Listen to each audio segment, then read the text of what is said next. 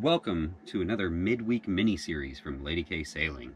We release an episode covering our journey from Canada through the Caribbean every Friday, but these midweek videos are strictly about the how-to of cruising, where we try to answer common cruising questions.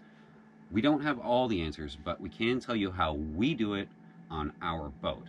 Today's episode is all about provisioning in the Bahamas, where to get food, where to get diesel, where to get water, and where to get the internet while you're cruising through the Bahamas.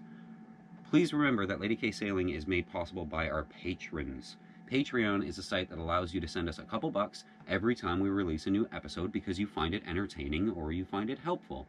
These midweek episodes, however, are not charged. We do these for free, and it's just to give back to the cruising and sailing community. So let's get to it. Cruising in the Bahamas is a lot different than running down the east coast of the US or bouncing around the Gulf. The Bahamas doesn't have water treatment plants. They don't have diesel readily available to them. They don't have farming or any major retail chains at all. Everything you buy in the Bahamas has to come to the Bahamas on a boat, and that's either from Miami or from Japan. They don't make anything here. Everything has to be shipped in, so everything is going to be a little bit more expensive if you consider the cost of getting it here from wherever it came from. So expect to pay $3, $4, $5 more for every little thing that you want. Some things are very expensive, like toilet paper and paper towels and different things like that. Some things are a lot cheaper, like rum. They make it here, it doesn't have to be shipped in. So you have to take into consideration where the product comes from. That said, you will find it hard to find fresh water, diesel, groceries, and boat parts. Fresh water is almost non-existent in the Bahamas, the entirety of the Bahamas. What they do for water here, for the locals who live here, is they use RO, reverse osmosis. So they take ocean water and through a process of reverse osmosis, they turn it into fresh water. But fresh water from reverse osmosis doesn't have the nutrients and the things that you're used to in North America. So it's sort of called dead water sometimes because it doesn't have nutrients. It is still water and it will keep you alive, so there's that. But they have to make it here. There's not enough rain and there's no inland lakes that are fresh water for them to make water from. Also, diesel, they don't make it here. They have to ship it in, typically from Miami. And all of the power plants in the Bahamas are diesel-generated power plants. So when you're on a major island in the Bahamas, somewhere on the island you'll find a big, large building with many, many diesel generators in it running, providing the power to the island. The diesel has to be shipped in. It's going to be a bit more expensive. Right now the going rate is about $4.75 or $5 a gallon for diesel. In this video, what we're going to cover is where to get what you need as you make your way through Paradise. Okay, so obviously I can't give you every single location in the Bahamas. The only thing I can give you is where we've been. The actual places where we stopped, where we stayed, and we've gone through the chain a couple of times now, but we took the southern route. So I'm going to give you the southern route through the Bahamas and give you an idea of what to expect through there. But it is a pretty good example of what to expect in anywhere in the Bahamas. So let's get started. Here we are, and we left from Miami. So sort of the southern end of Florida, and in Miami, we stayed here in No Name Harbor, which is an excellent hopping off point. It's easy to get in, there's lots of water, and it's an excellent leaving point. But before we were there, we stayed sort of more toward the mainland in Miami, and we stocked up on things that we knew were going to be expensive. Toilet paper, beer, what have you. Get stocked up, and then we left Miami. Now, we chose to leave Miami because it is the shortest route to the Bahamas. Miami over to Bimini is only 50 miles. So you leave Miami and you go across and you land in the Bimini Islands right here.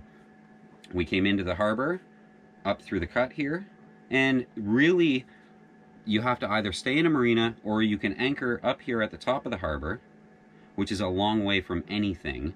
But right at the top of the harbor, there's a cut right here that they've made, and this is man-made. It's all stones and things like that, but you can anchor here. So if you really want to anchor, you can, but then you'll have to dinghy all the way back to go to town. But we stayed in a marina right here. We stayed in Blue Water Marina for $1 a foot, and immediately outside the marina, you have diesel and gasoline. There's pumps right there. Diesel, gasoline. You have groceries. You have the customs office, the immigration office. Everything's there. There's an alcohol store. There's a BTC, which is the local cell provider, and that's where you buy your SIM card so that you can have internet. So bring an unlocked phone or an unlocked tablet, pop the SIM card in, you have internet immediately. So Bimini is very, very good for that stuff. Now, Bimini also doesn't have very good snorkeling or anywhere to really dive or any entertainment like that, but Bimini is where you go for the people and the culture. Fantastic place, a lot of fun. When you leave Bimini, and you probably stocked up again, you've got your diesel, your gasoline, everything stocked up, you have an 80-mile trek. We went south, come out of Bimini, and we went south on the inside, down around here, and then we went due east. And you cross Mackey Shoal, and you can see the Magneto line here going across. And then we stayed overnight at Russell Point, which is right here. And then the next morning, we left Russell Point, and we went through this little cut right here, and we went over to the Berry Islands. Now, these are the Berry Islands. The common stop right here is Chub Key. Now, Chub Key has everything you need, but it is catering to mega yachts. It's a mega yacht installation. So everything's extraordinarily expensive. We didn't buy anything in Chub Key, but if you do need something, it is available. Just expect to pay a huge premium. From the Berries, we went south across the tongue of the ocean, and you can see it's this big tongue-shaped thing. We went south across the tongue of the ocean to Nassau on New Providence Island. And in Nassau, you stay in the harbor here, and we actually stayed in a marina because the anchoring's not very good. Nassau has pretty much everything you need. It is a major, major tourist destination. There's cruise ships everywhere. There's, fishing excursions going on all the time. Nassau, we stayed, but it is a high crime area, and it's the place you hear the warnings about. Your outboard will get stolen, your dinghy will get stolen, that kind of thing. So we didn't stay there long, and we just topped up the diesel and that kind of thing. We left Nassau, and we stayed, again, we did the southern route. So we went over here to the tip of the Exuma Islands. Now the Exuma chain, you can see, I'll zoom out a little bit, runs all the way down from the top of the screen here, all the way down, down, down, down, down. And it's a very, very long chain, and it's a lot of fun, and it's extraordinarily beautiful. So if you get a chance to do the Exumas, do it. But you come to the Exumas from Nassau, and you'll come in around here to Highbourne Key. Now, Highbourne Key has a marina, and it has a cell tower, so you'll have your internet, and you'll have the ability to send text messages and make phone calls, but that's about it. Coming south from Highbourne Key, you end up in Norman's Key. And this is very beautiful. We actually went in this bay. In one of our videos, you can see us come through this entrance here. Very, very shallow, very scary. Norman's Key has nothing available whatsoever. And that's pretty much the same story all the way through the island chain. There's lots of places to anchor, lots of very, very beautiful stuff, lots of snorkeling. It's wonderful, but there isn't any shopping available of any kind for the most part. So you continue down the chain, anchoring every, 40 or 50 miles, however comfortable you are, however far you want to go. And ultimately, the next big destination is Staniel Key. So here is Staniel Key, and you can see we're actually here right now, our little red arrow, that's us. Staniel Key is a major, major center for everything you could possibly need, and it's sort of over here on this island. You have the Staniel Key Yacht Club right in the middle here, and then this fuel dock above it, so you can get your diesel, you can get gasoline, and you can get water here. Now, water here and water in Bimini does cost money, anywhere from 20 cents to 40 cents a gallon. It's not a terrible price, and it is RO water, but it is available. And from Staniel, you can actually walk into town, and there's a dinghy dock here. You can walk into town, you can get groceries, you can get, there's a liquor store, there's good cell reception. Everything is sort of here in Staniel Key. It's very, very good. But after Staniel, you go to Black Point. Black Point is only 10 miles from Staniel, and it has water for free, no fuel whatsoever, but there is grocery, there is laundry, there is cell reception. So Black Point is sort of the next stopping off point from Staniel. Again, only 10 miles, you can skip it if you want, but Black Point's wonderful. It caters to sailors and cruisers. There's happy hour at the local restaurants and things like that, and you'll find a lot of other sailors there. And when you leave Staniel, that's all mega yachts and touristy and fishing boats and excursions. Black Point is the opposite. It's very, very quiet, and it's pretty much just sailboats. Work your way down south through the chain. You come to Farmer's Cut Key, or Farmer's Key at the Farmer's Cut going out into the ocean. We stayed in Farmer's Key, and there is a little dinghy dock here.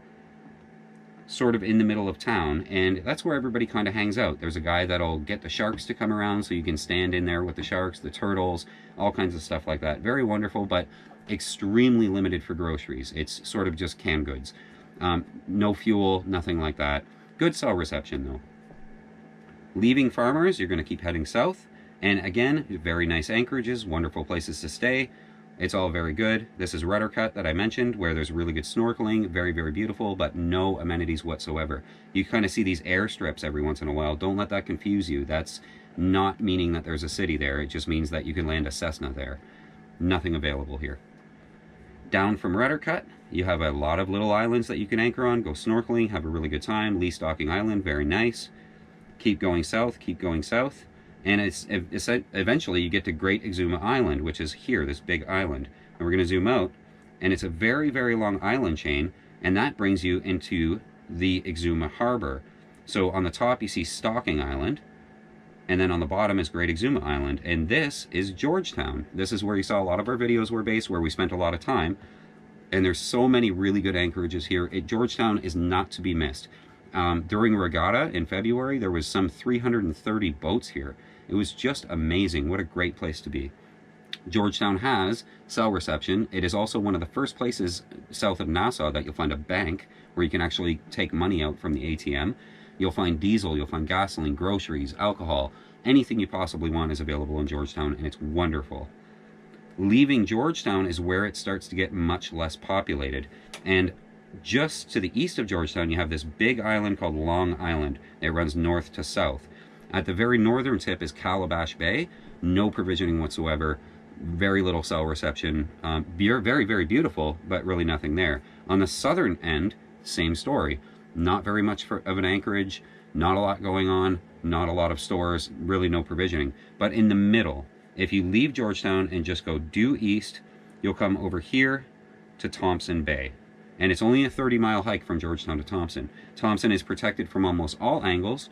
It's very, very protected in storms and blows and the northeasters that come through. And you can dinghy into town to this dinghy dock, which you've probably seen in our Lady K videos. And immediately off the dinghy dock, you have a grocery store, you have alcohol, you have the Long Island Petroleum Company, so you can get your diesel. You can get water here, but it's a mix between RO and rainwater. It is filtered and it's not bad. It's totally drinkable. It doesn't taste too bad. But everything you need is in Thompson Bay except a bank. If you need to get cash out, you should have done it in Georgetown. If you really need cash and you get to Thompson, you can travel 30 kilometers down the main road until you get to the Scotia Bank, which is where we have these pins here. 30 kilometers. We hitchhiked it in our last episode. Long way. The only other thing on Long Island really is Clarencetown, which is here. Not a very good anchorage, very rolly, no protection from the nor'easters, and not a lot going on here other than the Scotia Bank up the road. There's a yacht club, a couple of mega yachts. Really, it's kind of not really worth the visit. Thompson Bay is sort of the spot if you're going to come to Long Island, and it's a wonderful spot. Everything you could possibly need. Leaving there, typically you'd go around the north or around the south tip and you would come over to Crooked Island. Crooked Island, if you go to Landrail Point, which is just in here, you can get diesel and you can get well water. No problem there. A little bit of grocery shopping, no problem. And you come around the northern tip and you come over to Ackland's Island. Ackland's Island, limited supplies. You probably wanted to get diesel back before on Crooked Island, but you will find a little bit of groceries and cell reception. From Ackland's, the very last step in the Bahamas chain is going to be over here on Mayaguana. Right there. Again, everything you need is going to be here. They even have a customs office so that you can check out of the Bahamas if you so choose. It's not required, but they have a customs office and everything you're going to need is here. And that's it. That's the end of the Bahamas island chain. The next stop is Turks and Caicos, which we're not going to cover because we didn't actually go there.